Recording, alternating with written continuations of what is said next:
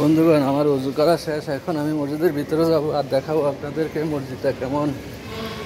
মাশাআল্লাহ, আলহামদুলিল্লাহ, আল্লাহু আকবার। এই যে বাইরের দৃশ্য দেখেন, নেপাল জামে মসজিদ। এটা হচ্ছে ঘন্টাঘর কিংবা রত্না পার্কের আগে। আল্লাহু আকবার। নেপালে এসে নেপালে জামে মসজিদে আল্লাহ আমাকে আনাইছেন, সেজন্য আল্লাহর কাছে লাখো লাখো শুকরিয়া। আল্লাহু আকবার। দেখি ভিতরে কি অবস্থা। ও অপরূপ, অপরূপ সুন্দর,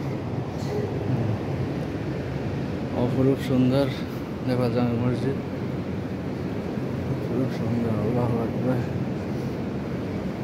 আল্লাহ আল্লাহর কাছে পুরো লাখো লাখো শুকরিয়া। আমি আসার নিয়ত করেছি অনেক আগ থেকে, আজকে আসার তৌফিক দিছে আল্লাহ। আল্লাহু আকবার। দেখেন অপরূপ সুন্দর নেপাল জামে মসজিদ। রত্না পার্কের আগে ঘন্টাঘরও বলা হয়। আসসালামু আলাইকুম, সবাই ভালো থাকবেন।